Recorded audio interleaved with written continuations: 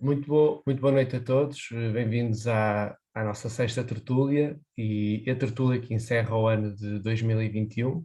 Portanto, o nosso programa de tertúlias continuará até, até o final do ano letivo, continuando em 2022, pelo que hoje vamos debater sobre a igualdade de género na União Europeia e numa perspectiva de segurança e defesa que é comum à Eurodefence Portugal. Gostaria desde já de cumprimentar todos os que estão presentes, todos os também que nos assistem através da plataforma YouTube, sendo que a sessão está a ser gravada e será publicada posteriormente. Pedir também que aos que estão presentes que o debate é a parte essencial destas tertúlias, é também um dos motivos pelo qual as fazemos, portanto, pedi a todos que tivessem questões que fossem escrevendo no chat ou levantando o braço para que, quando a professora Helena Carreiras, que irei passar já a apresentar de seguida, puder responder, assim o fará. Passando já a apresentar a nossa oradora convidada, que já anunciei, portanto, a professora Helena Carreiras. A professora Helena Carreiras, fazendo aqui uma síntese curricular, é diretora do Instituto de Defesa Nacional, foi professora associada no ISCTE, nas áreas de Sociologia, Políticas Públicas e Metodologia de Pesquisa Social, e investigadora no Centro de Investigação e Estudos de Sociologia. Foi diretora da Escola de Sociologia e Políticas Públicas do ISCTE e presidente da Associação Europeia, European Research Group on Military and Society. É doutorada em Ciências Sociais e Políticas pelo Instituto Universitário Europeu de Florença. Entre 2010 e 2012 foi subdiretora do Instituto de Defesa Nacional e em 2014 foi professora visitante da Universidade de Georgetown em Washington, D.C., Departamento de Governo. Os seus interesses de investigação incluem o género e sociedade, Forças Armadas, relações civil-militares, políticas públicas de segurança e defesa e metodologia de pesquisas qualitativa. Ainda antes de passar a palavra à professora para a sua breve introdução sobre esta temática, gostaria de lhe agradecer também enquanto diretora do Instituto de Defesa Nacional. Sabemos que a ligação muito forte entre a Eurodefence e o Instituto de Defesa Nacional, que resulta em muitas parcerias e muitas sinergias, entre as quais esta sala que hoje aqui nos acolhe, a sala do Zoom, que é cedida pelo Instituto de Defesa Nacional, entre muitas outras coisas, de louvar esta parceria. Passaria já a palavra à professora Helena Carreiras para os seus 15 minutos iniciais e recordando que quem tiver dúvidas, questões, que guarde para que no final da apresentação da professora possamos vê-las esclarecidas ou debatidas. Muito bem, muitíssimo obrigado, Miguel, muitíssimo obrigado a todos. É um gosto enorme estar aqui para falar de um tema que me é caro, ao qual tenho dedicado algum tempo da minha vida a investigar, a analisar e também agora, enquanto diretora do Instituto, de uma forma mais próxima das políticas e da ação. E, portanto, muito obrigado por estar aqui. De facto, a Eurodefence e a Eurodefence Jovem, em particular, é muito querida do Instituto e estamos muito satisfeitos com as sinergias que vamos criando. Deixem-me então usar bem os meus 15 minutos e mandem-me calar, por favor, quando eu transcender esse limite, porque o interessante é mesmo debater. Para falar do tema que me solicitaram, a questão da igualdade de género na União Europeia, enfim, considero que é incontornável falar de uma agenda internacional que transcende evidentemente a União Europeia, mas que também é dominante enquanto agenda de contexto na União Europeia para tratar as questões da igualdade de género na área da segurança e defesa, que é a Agenda Mulheres, Paz e Segurança. É uma agenda que se desenvolveu nos últimos 20 anos, a partir de uma resolução do Conselho de Segurança das Nações Unidas, que foi unanimemente aprovada no Conselho no ano 2000, que se chama justamente, que é a Resolução 1325, Mulheres, Paz e Segurança. Uma resolução que nasce de esforços conjugados de Estados, mas também da sociedade civil, de múltiplas organizações, que vinham pressionando para que o Conselho de Segurança se pronunciasse sobre uma matéria que nunca tinha sido objeto de atenção. Esta questão do género e, sobretudo, da subrepresentação de mulheres nos processos de produção de paz e segurança. É de facto daí que nasce a resolução. Eu diria até que talvez possamos identificar 3 razões fundamentais. Por um lado, esta permanente, persistente subrepresentação, as mulheres são uma minoria mesmo muito pequena nos processos de paz, enquanto signatárias de tratados, e portanto a sua ausência é bastante surpreendente de um certo ponto de vista, embora entendamos que tem muito a ver com a subrepresentação de mulheres nas esferas de decisão em geral, evidentemente nas nossas sociedades. Contudo, aqui ainda é mais clara a sua ausência e, portanto, essa subrepresentação também nas forças militares, policiais, suscita esta renovada atenção. Mas talvez a razão mais direta tenha sido a questão da violência sexual nos conflitos. A partir de meados dos anos 90 há uma atenção enorme a este problema, devido às questões da Jugoslávia, aos abusos, às violências perpetradas, sobretudo contra mulheres, não apenas, mas sobretudo, pelas partes em conflito, mas também pelos próprios soldados das Nações Unidas, integrantes de forças de paz.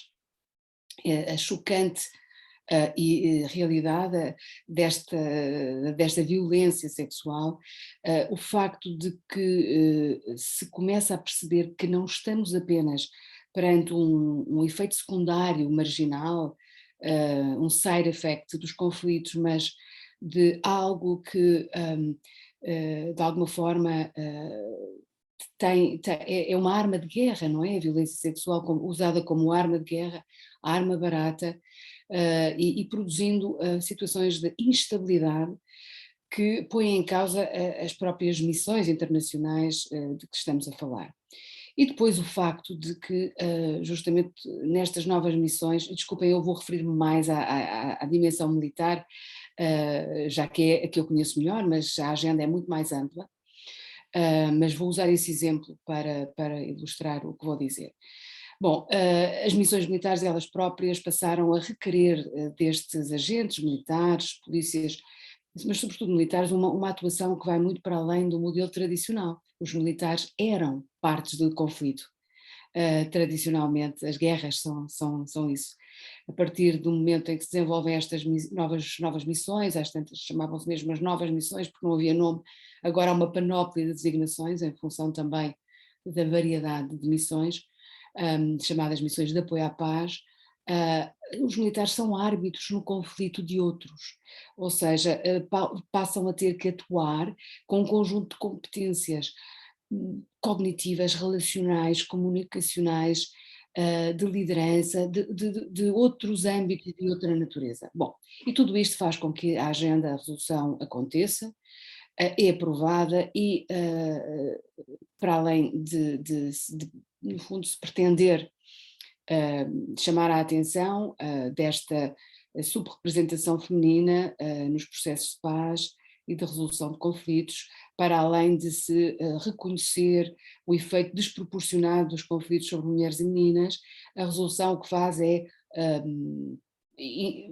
induzir e procurar que os Estados desenvolvam eles próprios um conjunto de instrumentos e ações para reverter essa situação, potenciando uma maior e melhor participação das mulheres e também a introdução da perspectiva de género, que não é a mesma coisa, nas suas políticas relacionadas com a segurança e defesa e com as missões internacionais. E, portanto, desenvolve-se uma agenda que até agora teve já 9 outras resoluções, muitas delas versando especificamente sobre a violência sexual, mas muitas outras designando instrumentos, medidas de monitorização da resolução e da agenda de um modo geral, criando roadmaps para poder facilitar essa avaliação e monitorização daquilo que se foi conseguindo. A União Europeia, tal como a NATO, tal como muitas outras organizações internacionais, desenvolveu também esta agenda, desde, sobretudo, meados da década de 2000, 2005, 2007, e produziu um documento importante, um Comprehensive Approach, que depois foi foi seguido por vários outros documentos em que se procura monitorizar a implementação. Mais recentemente, também uma política específica para a implementação da Resolução 1325, etc. Portanto, há uma atenção particular a esta agenda e à sua implementação. A agenda tem o enorme mérito de existir. Considera-se que, em geral, ela não tem cumprido os seus objetivos de forma plena. Contudo, ela tem o mérito de existir, de ter chamado a atenção para estes problemas, de ter criado uma consciencialização muito superior à que existia antes.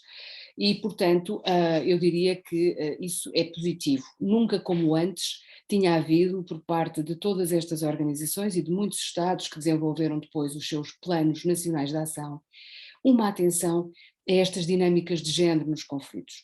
Portanto, isso é um primeiro ponto que vale a pena salientar.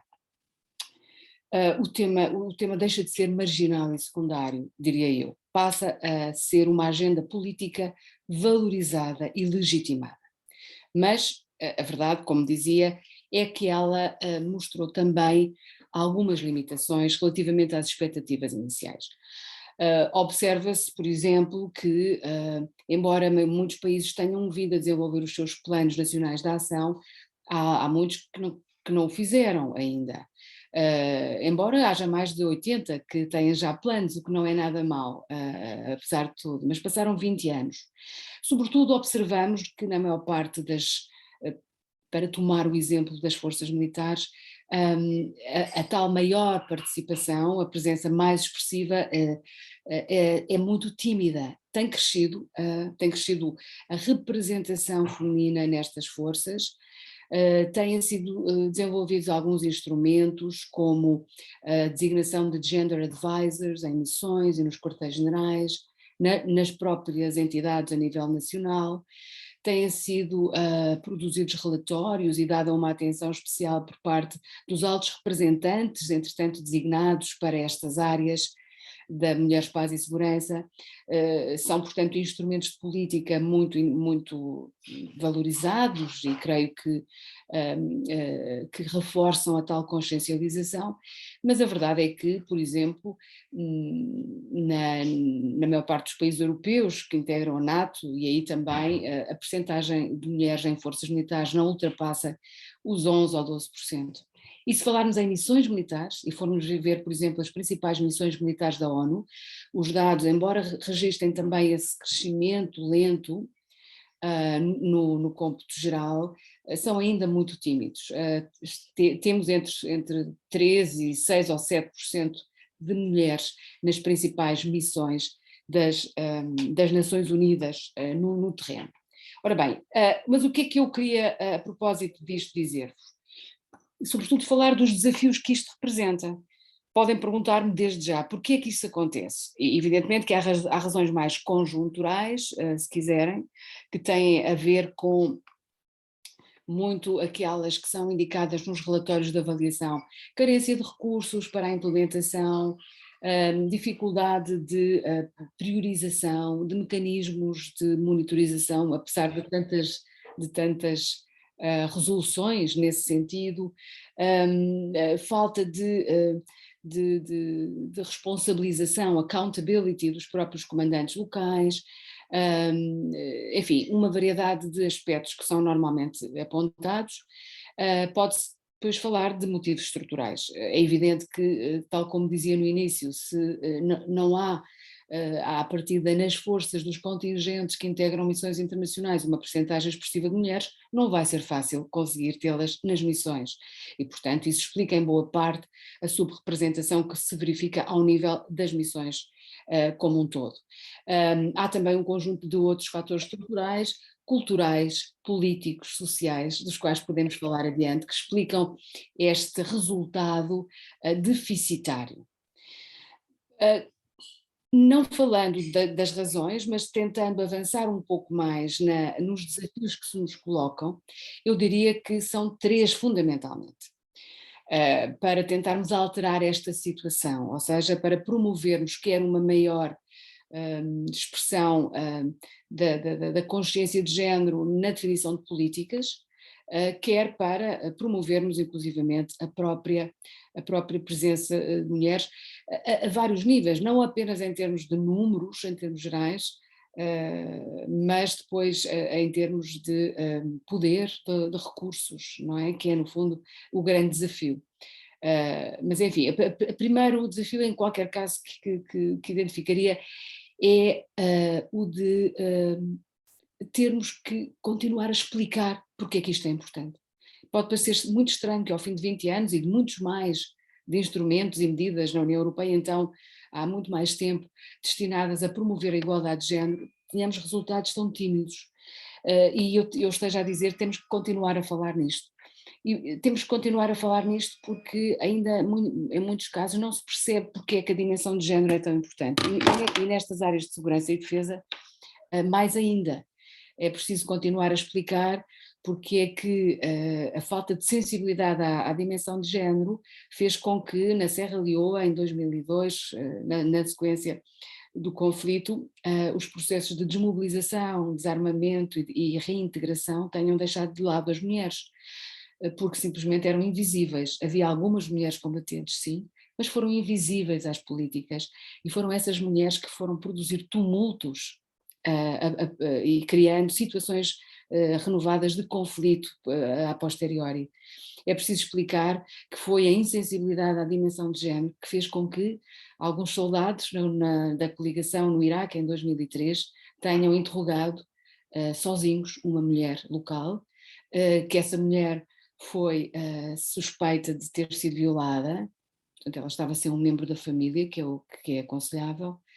Eles não tiveram essa sensibilidade, não tiveram talvez a formação, interrogaram-na, ela voltou para a comunidade, foi apedrejada até à morte, com essa suspeita de ter sido, ter ficado impura, não é?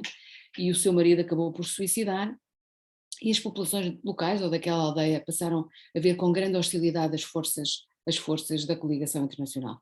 Só para vos dar dois exemplos que são importantes para percebermos como é que a dimensão de género nos conflitos é importante e porque é que ela deve ser tida em consideração na elaboração de políticas. Portanto, é preciso voltar a explicar que estamos em 2020 e não na Idade Média, em muitos contextos.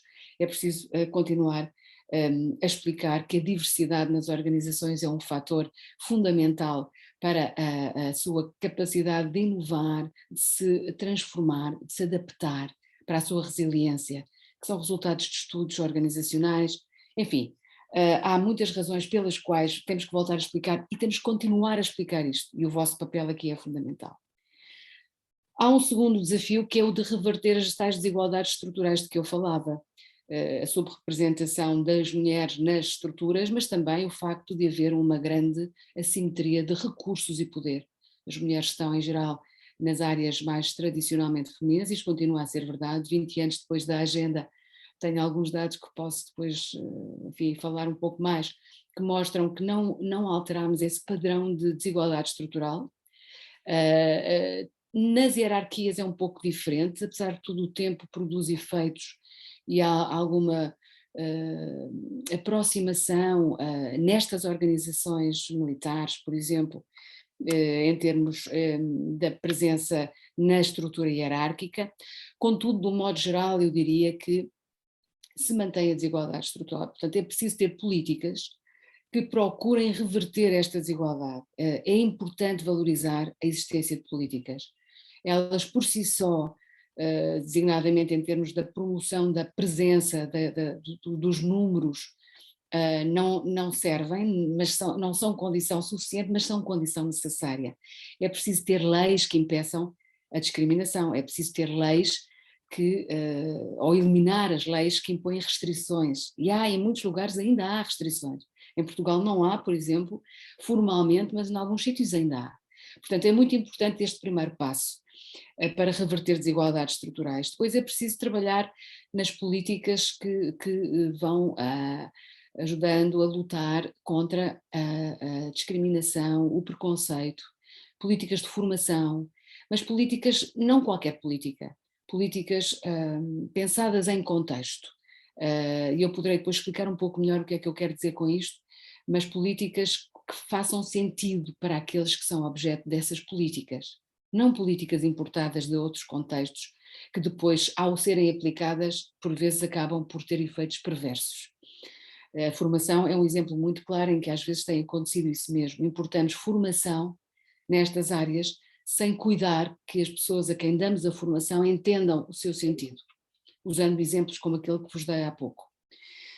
Finalmente, o terceiro desafio tem a ver com os discursos. Não apenas atuar sobre as práticas, sobre a desigualdade, sobre as leis, sobre o preconceito, mas também alterar a forma como nós produzimos discursos de igualdade que podem ter as tais consequências perversas. Por exemplo, nestas áreas da segurança e defesa, diz-se muitas vezes, usa-se muito este argumento, que a presença de mulheres é importante devido às suas características de empatia, de sensibilidade, ou seja, aquelas características tipicamente femininas que no passado usámos para justificar a exclusão de mulheres. Ou seja, construir estereótipos, reforçar esta dualidade, estes dualismos de género, não é bom, não é positivo. É verdade que há novas oportunidades para as mulheres nestes novos contextos, mas é verdade também que o nosso discurso não deveria ser assim. O meu desafio é este: talvez precisemos de discursos que valorizem a participação dos homens nas atividades que requerem empatia, sensibilidade, etc., porque eles são capazes. Evidentemente, nós temos que dar formação às pessoas em função daquilo que são as necessidades funcionais de ação na esfera dos conflitos e da segurança. E, portanto, se calhar temos que pensar é que, mais que sublinhar características que, não sendo naturais ou essenciais, podem de facto resultar da diferente formação e experiência de homens e mulheres. Eu admito que as mulheres possam desenvolver mais sensibilidade devido aos seus papéis, não é? E aos homens é exigido e imposto um modelo extremamente agressivo para a sua própria identidade, também com fronteiras muito estritas daquilo do campo dos possíveis. Acho que podemos tentar dar a volta a isso. Portanto, alterar esses discursos limitadores que nos constrangem e que nos impõem uma realidade que perpetua os estereótipos de género.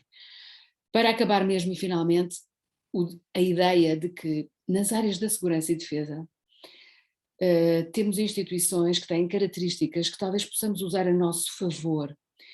Por um lado, são os campos que os metodólogos chamam, podem ser tomados como casos cruciais, aqueles onde a situação da construção da igualdade pode ser mais desafiante e mais difícil, dadas as características culturais e estruturais de desigualdade em relação a este aspecto, históricas, não é? Mas onde justamente, se atuarmos e conseguirmos mudar e transformar neste campo, talvez consigamos mais facilmente noutros campos sociais, funcionando, portanto, como um exemplo. A minha ideia é que vale a pena pensar que estas características das instituições mais hierárquicas, como as Forças Armadas, onde a obediência, a cadeia de comando é importante, esse aspecto pode ajudar a introduzir inovações organizacionais que depois nos permitem o quê? Permitem que as pessoas estejam em contacto umas com as outras, permitem a integração de minorias e a experiência comum, a experiência do contacto, a experiência de estar lado a lado com o outro, qualquer que seja esse outro, essa alteridade referencial que não estava presente, pode de facto, é o fator mais potente para alterar os preconceitos e promover a integração. Portanto, eu diria que é por aí que devemos atuar, mas deixo então agora as questões para o debate, já me estendi um bocadinho. Muito obrigada. Muito obrigado, professora. Foi muito bom. Eu começava já por lançar dois desafios à nossa audiência. O primeiro era que, se possível, que ligassem as câmaras e que pudéssemos ter aqui um ambiente mais descontraído e entre todos, e depois que lançassem aqui algumas questões ou reflexões, opiniões no fundo, que transformassem uma conversa entre nós e a professora Helena Carreiras, que estará durante a próxima meia hora disponível para responder a essas questões.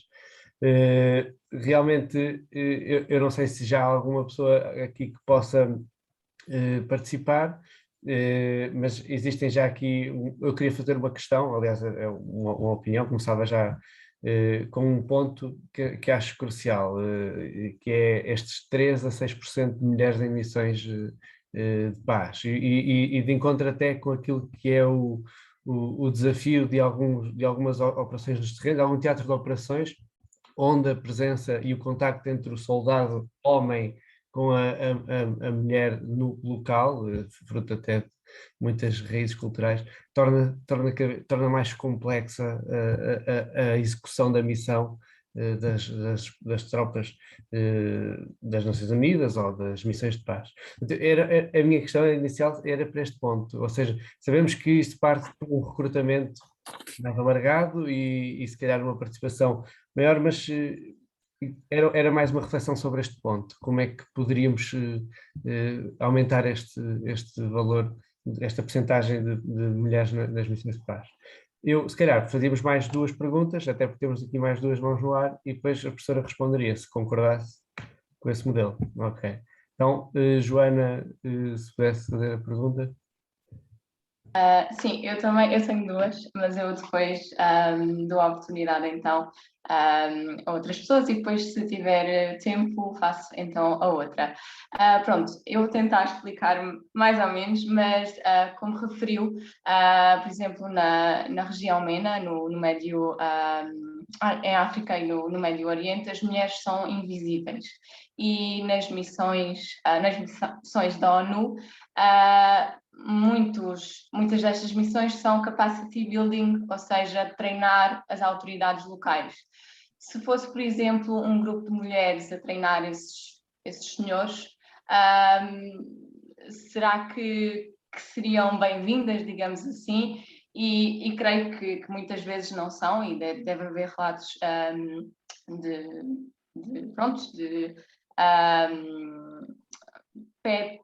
autoridades locais ficam pé atrás, peço desculpa se não me estou a fazer entender bem. Como é que a União Europeia e as Nações Unidas podem implementar medidas e políticas para combater estes desafios que acho que são presentes na região do MENA? Obrigada. Obrigado. E agora passava à Inês. Olá, boa tarde. Obrigada, professora, pela sua apresentação, foi muito esclarecedora. E este é um tema muito importante, apesar de, como vermos, ter assim um bocadinho, dar asas assim ao debate. Isto porque, apesar da extrema importância e do mérito, como a professora referiu da resolução, a sua aplicação tem sido muito tímida na grande parte dos países, incluindo na União Europeia. E eu gostava de questionar a professora quanto à aplicação desta resolução em Portugal e se as medidas têm sido suficientes para atingir estes objetivos. Obviamente que ainda não estão atingidos, não é? Mas como é que este caminho tem sido feito por parte do Ministério da Defesa Nacional, neste caso, das Forças Armadas? E pronto, era essa a minha questão. Obrigada. Ótimo, obrigado. Fazemos já estas 3 perguntas, depois teremos tempo para mais.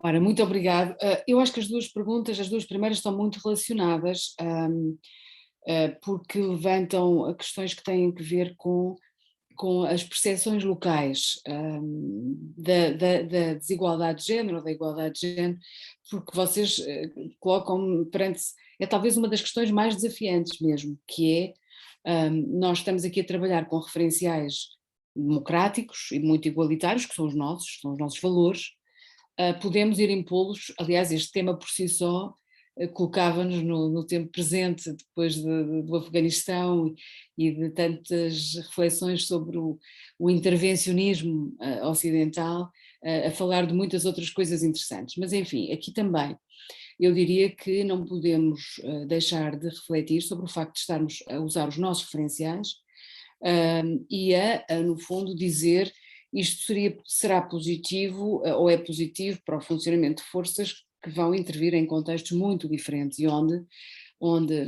apesar de tudo, pode haver percepções sobre os papéis de género, sobre a adequabilidade dessa presença ou dessa igualdade muito diferentes das nossas. Eu acho que tem razão, que é uma questão muito importante, porque essa percepção por parte das autoridades locais, por parte dos governos locais, por parte das populações, quando falamos evidentemente em missões de paz internacionais, essa percepção ela produz efeitos, ela está lá.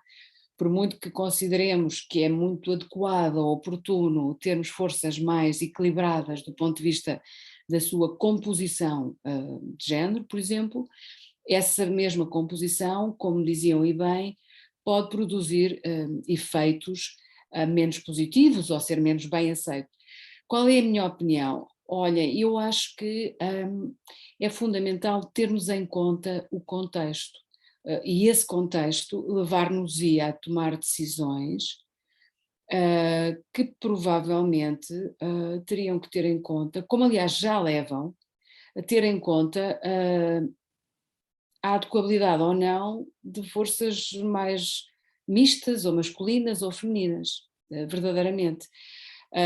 Quando eu digo que já tem impacto sobre as nossas decisões, é quando, por exemplo, nós percebemos que de facto têm que ser mulheres a revistar mulheres nos bloqueios, nos aeroportos, nas fronteiras, tem que haver mulheres presentes quando se interrogam outras mulheres, ou só as mulheres é que podem entrar em certos contextos. Se calhar, inversamente, há contextos onde não conviria que estivessem mulheres, porque isso seria prejudicial aos objetivos de uma determinada missão.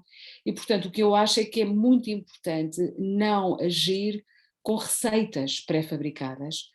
Há que contar com a diversidade, porque já sabemos que essa diversidade potencia as missões, é um fator multiplicador, há muitos estudos que mostram isso mesmo, mas que nesse aspecto em particular, da percepção dos locais, das populações, há que ter em conta, há que levar em conta também os efeitos que as percepções da força têm do ponto de vista, digamos, da eficácia da própria missão e dos seus resultados. Portanto, vale a pena pensar isso.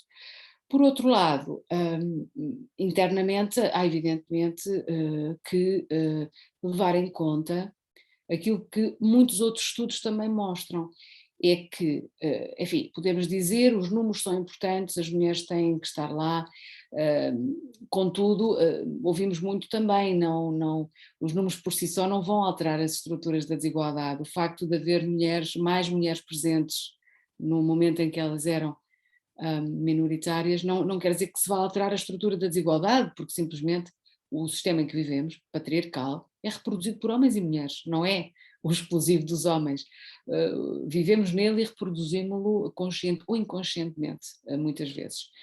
E, portanto, não basta contar mulheres, é preciso fazê-las contar. Mas também se diz, não basta sentar mulheres à mesa, é preciso que sejam ouvidas, é preciso que aquilo que elas digam depois seja levado em conta.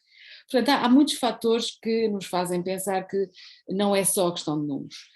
Mas a questão dos números é importante, porque há uma coisa que eu digo sempre, que é isto: se não tivermos a representação, a presença de certas, isto aplica-se a mulheres como se aplicaria a outras minorias que nós queremos que participem em situações em que temos uma desigualdade, é que não alterar a composição social, não tentar fazer com que essa composição seja mais equilibrada, a única coisa que garantimos é a reprodução da desigualdade.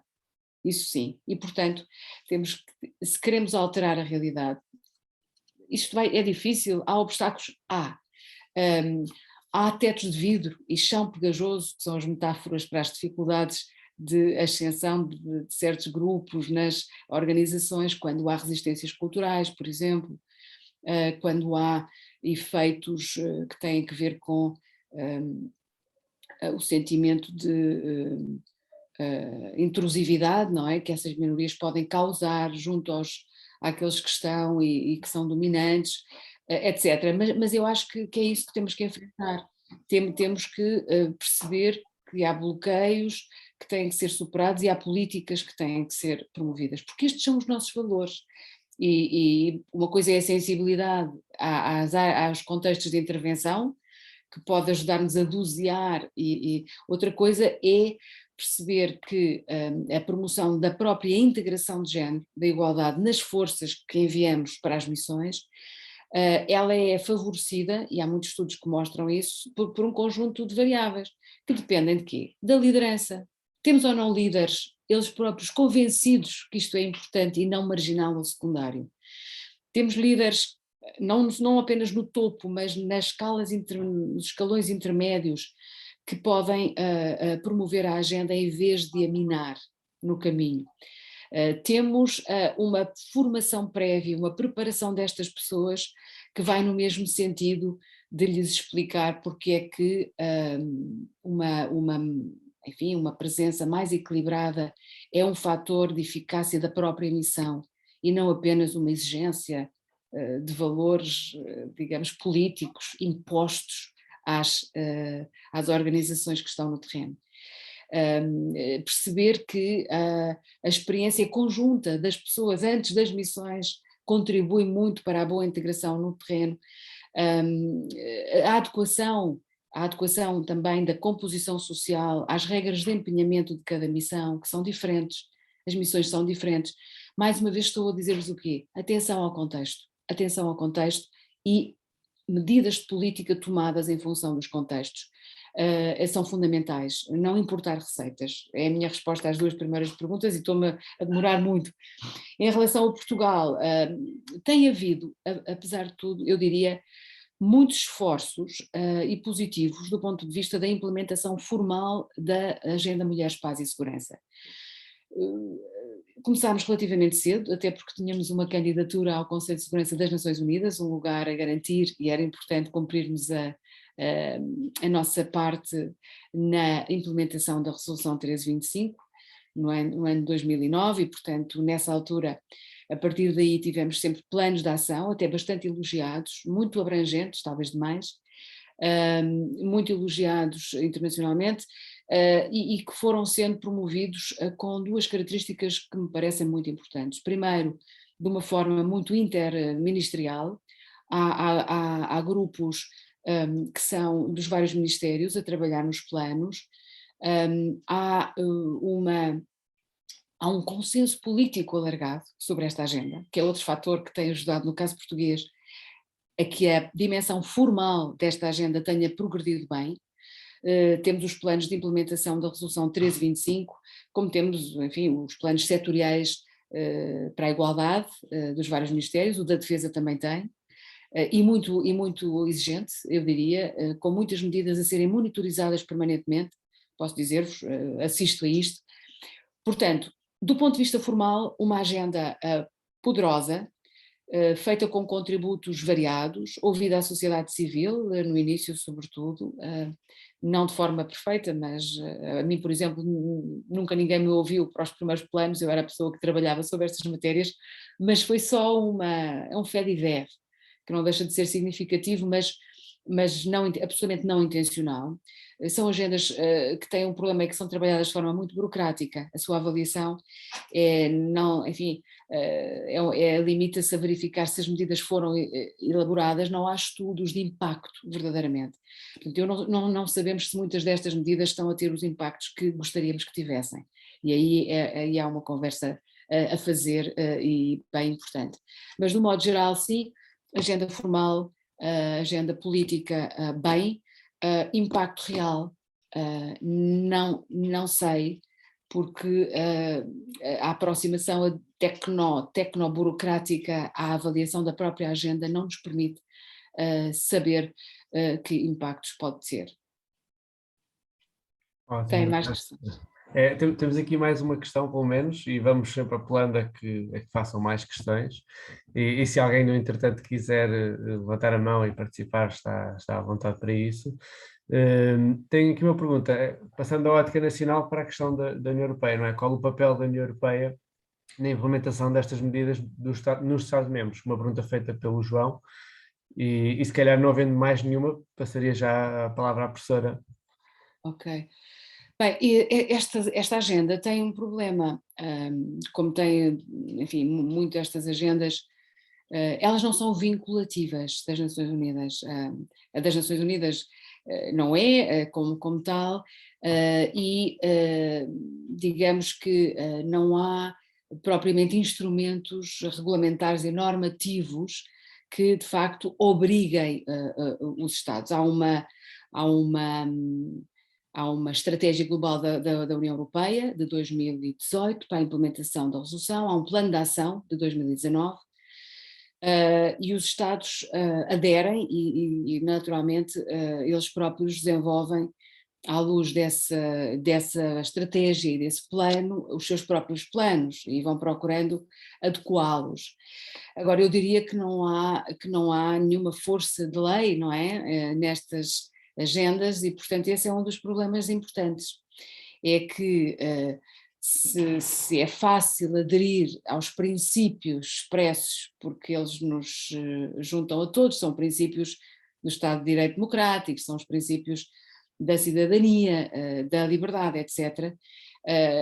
Talvez à exceção dos Estados que sigam a lei da Sharia, todos os outros podem, em princípio, aderir plenamente a esta agenda, mas depois, quando se chega, digamos, à implementação cotidiana, é muito fácil também invocar a falta de recursos financeiros ou outros para não a implementar plenamente ou justificar os fracos resultados, que é isso que tem vindo a acontecer um pouco, quer dizer, eu dou-vos 2 ou 3 exemplos.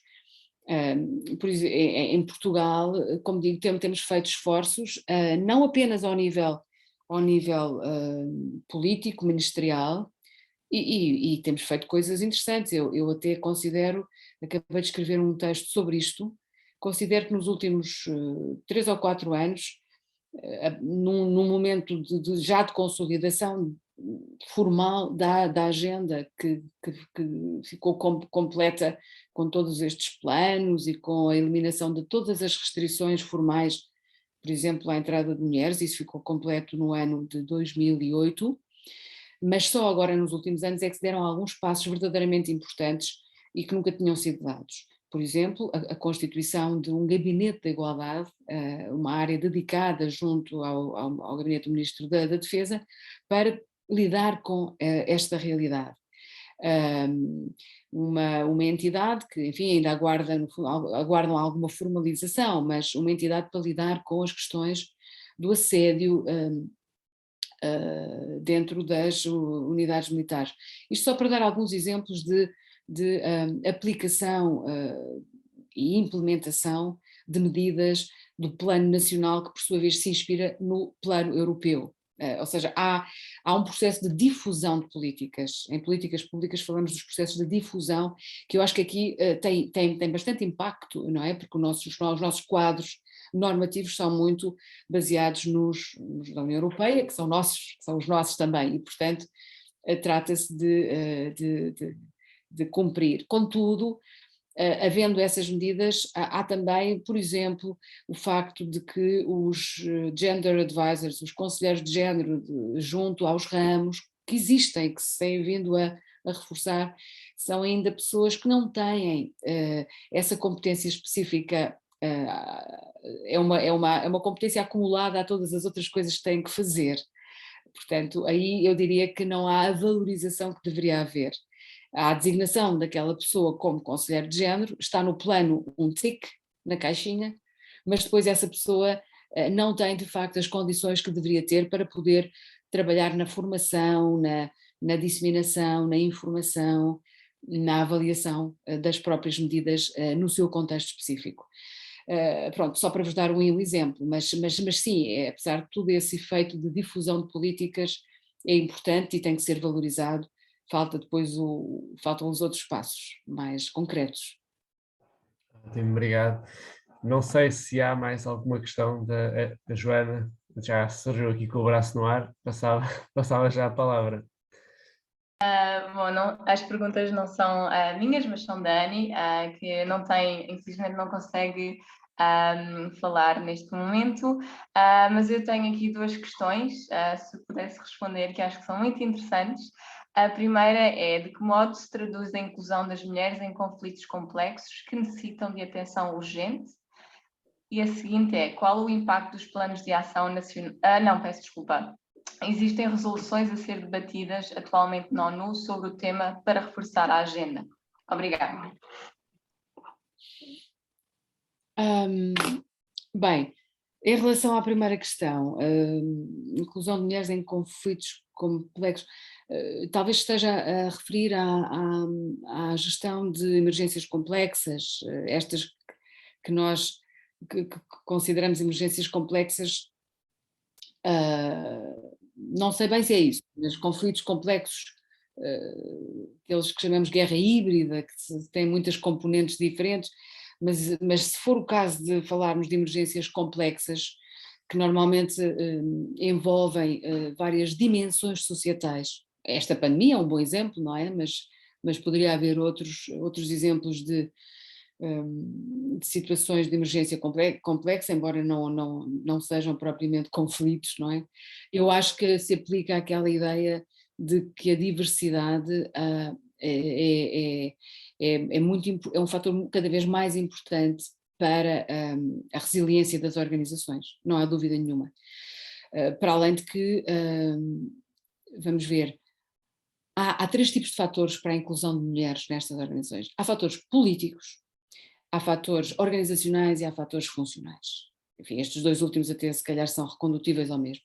Os fatores políticos são estes de que, por que razão estamos nós a excluir da produção de segurança metade da população, que é também objeto, ou que tem que ser objeto dessa ação de produção de segurança, de defesa, não é?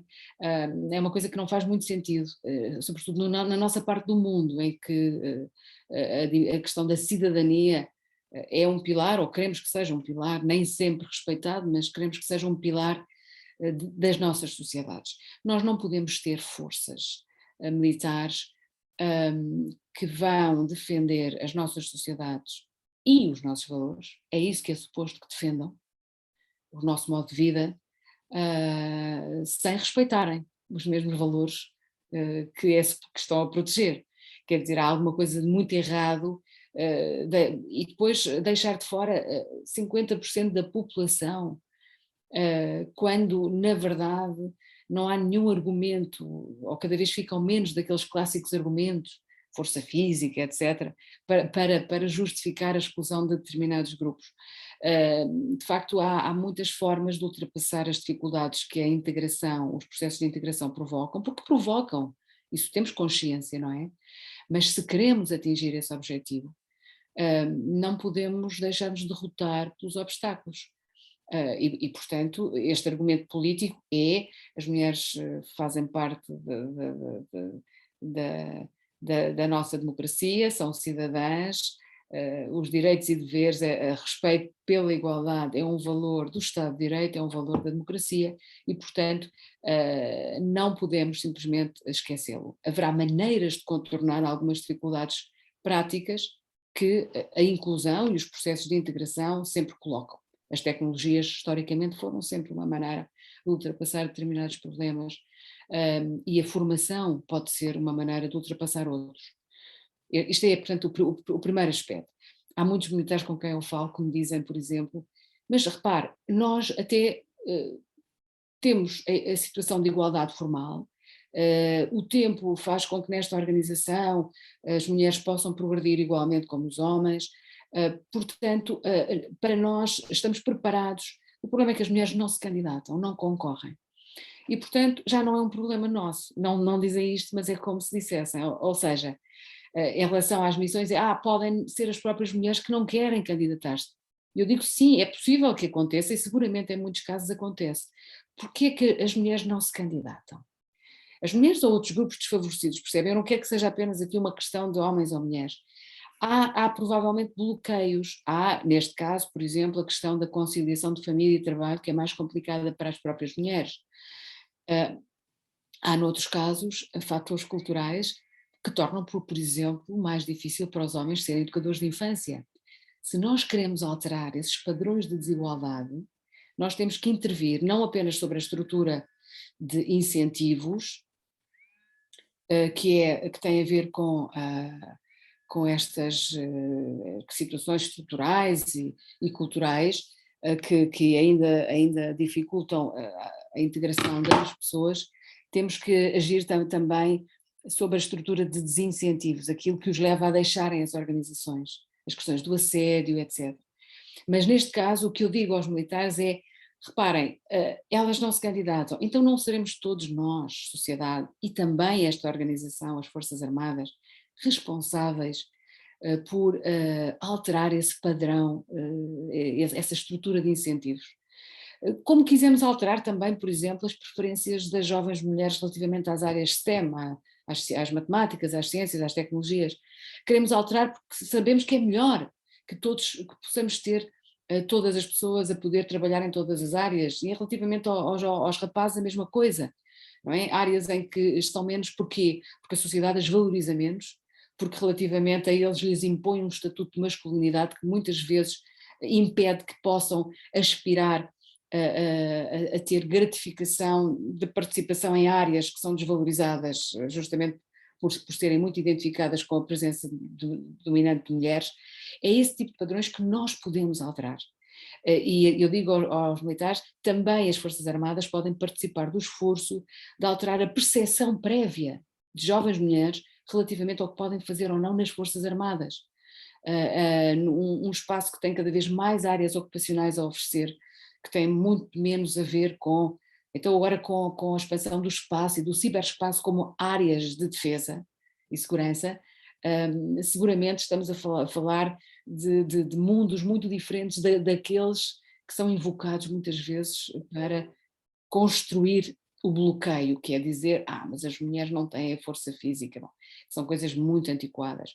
Portanto, fatores políticos, fatores organizacionais, repito, a diversidade, a inovação, a resiliência, a diversidade de competências, o talento humano que não se pode perder, que nós temos que ajudar a construir, a incentivar, a canalizar.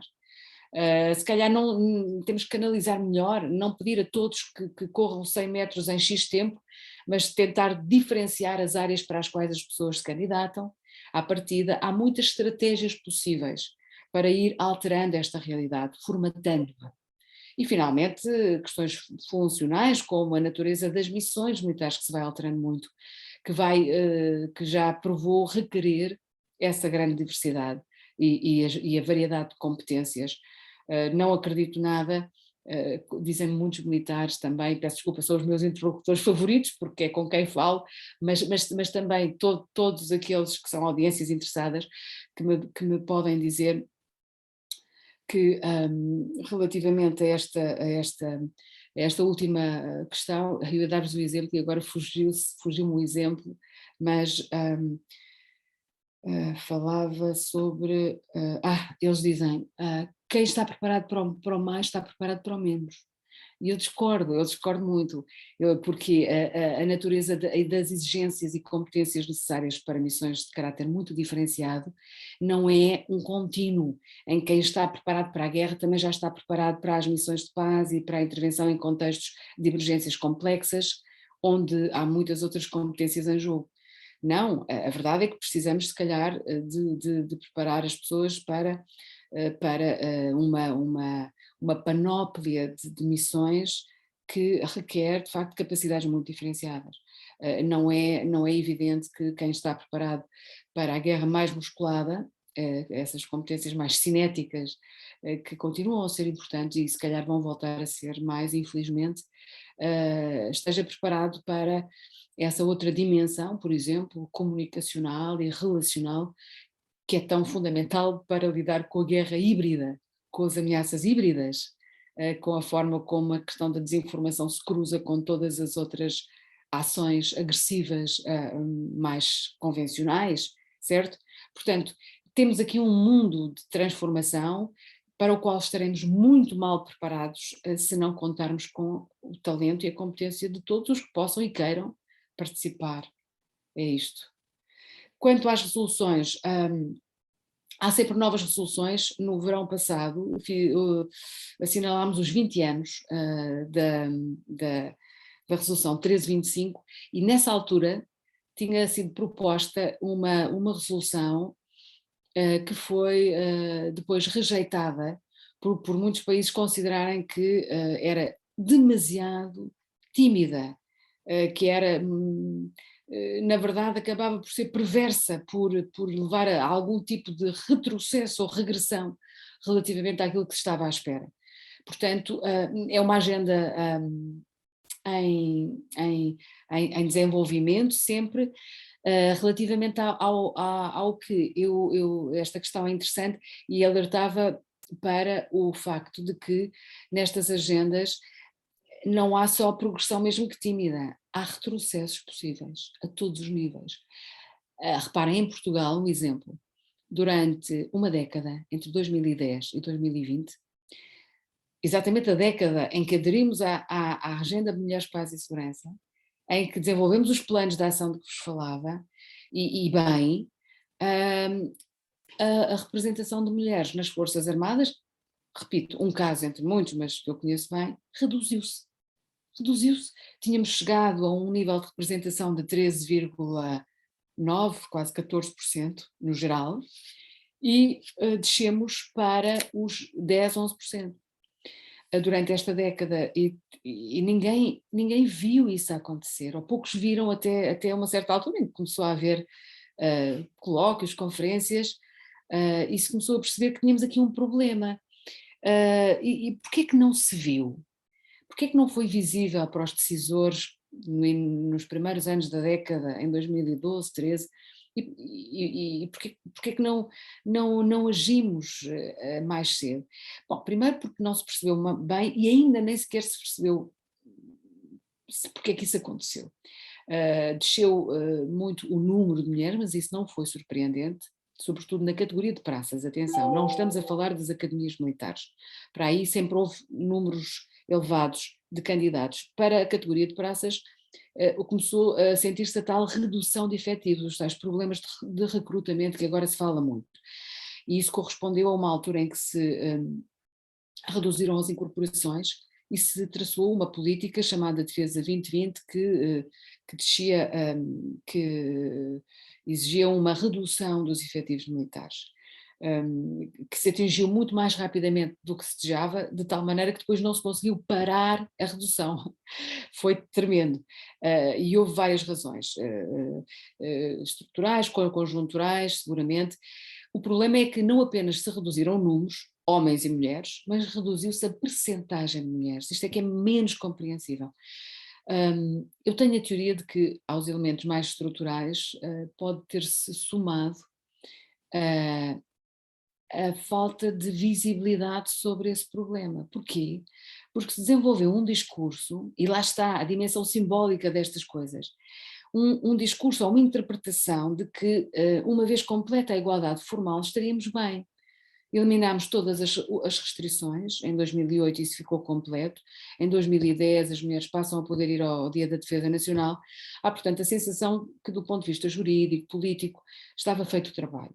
E deixou de se dar atenção muito a esta ideia de que a igualdade estará completa ou estamos no bom caminho quando deixamos de falar de género e de questões de género. Andam para aí feministas a inventar que há discriminação e contudo as estatísticas mostram que sim, que as desigualdades estão lá. Mas isto não quer dizer que tenha havido uma discriminação explícita, calculada, pensada, claro que não. Quer dizer é que o mesmo tipo de fenómenos de bloqueio, de dificuldades que se sentem na sociedade em geral, que ainda se sentem relativamente à presença feminina em muitas áreas, sobretudo aos níveis da tomada de decisão, também se sentem nas Forças Armadas, que não é um campo, ou polícias, se quiserem, isento e à parte da própria sociedade, e portanto aí temos que estar atentos. Portanto, o discurso de dizer non-issue, o género é um non-issue, é uma questão que já não existe. Se não falamos é porque não se sente e isso é o ideal. Não é verdade. Eu creio que isso em parte ajuda também a explicar a desatenção relativamente a esse indicador, que foi um indicador negativo. Portanto, há retrocessos.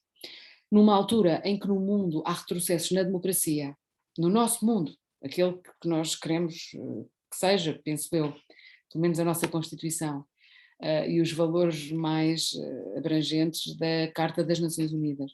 Esse mundo sofre algumas sérias dificuldades, não é? E há valores que estão a transformar-se. Eu acho que temos de estar muito atentos a esses retrocessos. Temos razões para estar conscientes de que pode haver retrocessos muito sérios nessas conquistas, que foram conquistas à ignorância, à desigualdade, que foram conquistas que fazem das nossas sociedades mais decentes. Isto aqui já sou eu a falar normativa e politicamente, mas cada um terá a sua ideia.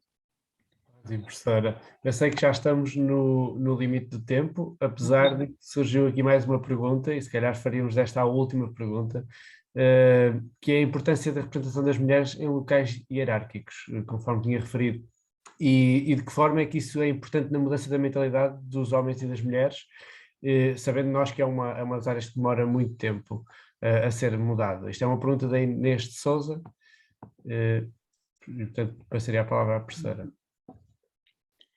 Bem, peço desculpa, agora engasguei-me. Estou aqui sem água. Uma pausa, não há problema. Mas não foi a pergunta, mas não, a pergunta é ótima. Não, acho que vou conseguir responder mesmo sem um copo de água. Sim. Eu acho que tenho estado a falar um pouco disso, não é? De como é importante nós mudarmos os discursos, a forma como interpretamos a realidade, o sentido que lhe damos. E que essa mudança de interpretação, essa tentativa não de dizer que é preciso mulheres porque elas são empáticas, mas de dizer precisamos de empatia, por isso temos que treinar homens e mulheres para ser mais empáticos. É essa a forma como isto pode mudar. É valorizar as áreas do cuidado, porque estou convencida, como estudiosa das questões de género há muito tempo, que uma das explicações para a forma lenta como estes processos da igualdade se vão construindo, há muito avanço evidentemente, mas a forma como isto tem sido difícil, apesar de tanta iniciativa política como estas agendas, etc., é porque continuamos a valorizar muito o mundo da produção em detrimento do mundo da reprodução. Onde as tarefas da reprodução doméstica, familiar, dos filhos, do cuidado, estão mais presentes. E valorizamos o trabalho, não é? As áreas do trabalho, da produção. Como, de facto, as mulheres continuam a estar mais ligadas ao mundo da reprodução, continua a haver essa acoplagem do feminino a essas áreas. Portanto, não conseguimos romper suficientemente estas dualidades, não é? Que colocam os homens no mundo da produção, no espaço de não cuidado ou não cuidado, e que se desvalorizando um pouco o mundo do cuidado. Eu acho que temos que dar a volta por esse lado, valorizando o mundo do cuidado. Precisamos de mulheres fortes, como precisamos de homens cuidadosos e capazes de cuidar. E é essa a grande transformação que temos que fazer. Isso vai afetar todas as áreas, e esta da segurança e defesa por arrastamento, se quiserem também, ou até, como dizia no início, pensando que podemos aproveitar esta estrutura hierárquica onde a cadeia de comando, a obediência ocupam um lugar importante, para fazer com que esses atributos permitam a coexistência, a copresença de pessoas diferentes, para uma melhor compreensão mútua e o reforço da chamada coesão funcional. Em vez de sermos coesos porque somos iguais ou parecidos socialmente, somos coesos porque temos um objetivo comum. Portanto, é o profissionalismo que nos vai unir num determinado objetivo. Se conseguirmos reforçar em todas as organizações essa dimensão de coesão funcional, de nos unirmos em função de objetivos, Vejam bem, é o que acontece no tempo das revoluções, no tempo das rupturas, em que normalmente se suspendem as nossas regras relativas aos papéis sexuais, sempre foi assim. Quando as mulheres lutaram na história, foi sempre nessas circunstâncias e foram chamadas e apreciadas nos papéis de combatentes, nas revoluções, nas guerras de libertação, nas situações de invasão, de colonialismo, todas aquelas em que valores mais altos se levantam, as pessoas acabam por poder participar. Quando a emergência termina, voltavam aos seus papéis tradicionais. Isso agora já não acontece. Mas só para dizer que há situações de exceção, de emergência, têm mostrado muito que é possível suspendermos alguns dos nossos princípios normativos, a partir dos quais construímos o sentido e a identidade e a coesão dos grupos, para, no fundo, nos unirmos em valores maiores, em valores que nos podem ajudar a construir sociedades mais igualitárias deste ponto de vista, não é? E, portanto, mais decentes. Ótimo, professora. Muito obrigado. E esta acho que é uma ótima pergunta de encerramento, até porque esta questão hierárquica, temos sempre que recordar que o trabalho da professora enquanto diretora do Instituto de Defesa Nacional e sendo a primeira mulher à frente do Instituto de Defesa Nacional, também já é o princípio de uma mudança e é certamente um agradecimento que temos que fazer à professora pelo seu estudo e trabalho nesta temática. Miguel, eu agradeço-lhe muito e deixe-me só dizer uma coisa, já que mencionou o facto de eu ser a primeira mulher. Há uma coisa que eu costumo dizer e que agora repito sempre, porque acho que é o mais importante. Ser a primeira é importante, é um exemplo, é mostrar que podemos, que estamos lá, que é possível as coisas mudarem, que não têm que ser como foram no passado sempre. A tradição não é sempre, não é muitas vezes o fator mais importante e temos que o desafiar, mas mais importante que ter sido a primeira será não ser a última. Isto é, Kamala Harris disse isto quando tomou posse e eu agora adotei esta ideia, porque esforçar-nos por deixar uma herança e passar a outras pessoas uma herança que os ajude a construir de facto estas sociedades que ofereçam oportunidades mais igualitárias a homens e mulheres nesta esfera do género, pelo menos. Sim, e posso evidenciar no âmbito da Eurodefense Jovem a participação das mulheres é muito considerável. As jovens são muito mais, gostam destas temáticas e tem sido notório isso. Portanto, agradecer, não vou ocupar muito mais do seu tempo, professora. Foi uma excelente sessão e em nome da Eurodefense Jovem e da Eurodefense Portugal, agradecer imenso esta última hora que passou connosco e tudo bom para o seu trabalho. E de resto, esta também é a nossa última tertúlia, também já é época de festividades, umas boas festas para todos os nossos seguidores e em especial também para a professora. Muito obrigado a todos, um grande gosto, eu entusiasmo-me e falo demais, eu já sei, mas é muito estimulante estar convosco e espero que possam participar mais também nas coisas do Instituto de Defesa Nacional. Feliz Natal para todos. Muito obrigado.